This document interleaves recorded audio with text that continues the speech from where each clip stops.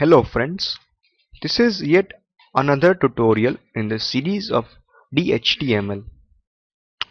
This tutorial is about introducing yourselves to the numbers and DHTML. Here our aim is to take the input from the user and check against inbuilt function of DHTML to see whether the input is a number or not. If the input is not a number, we show an error message to the user. So let's get started. First, this is our HTML file. We are using JavaScript as our scripting language. JavaScript is a client-side language.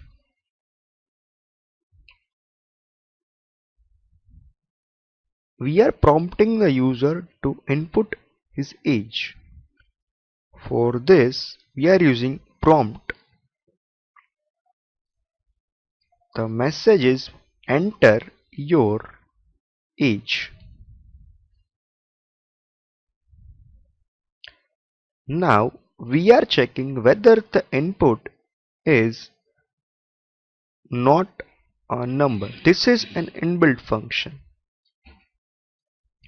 Age. If it is not a number, then show an alert message.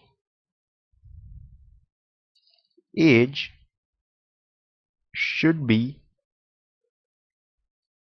numeric.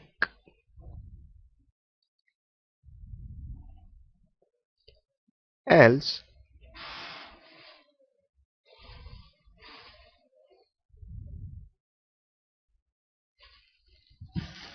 alert message, your age is, then we use concatenation operator.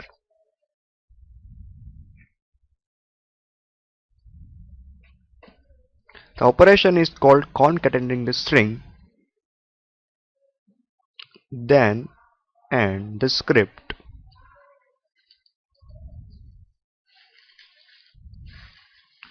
And the head tag, clean up the body, and HTML tag.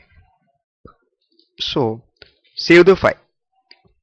Then we need to preview it in a browser. So this is the file.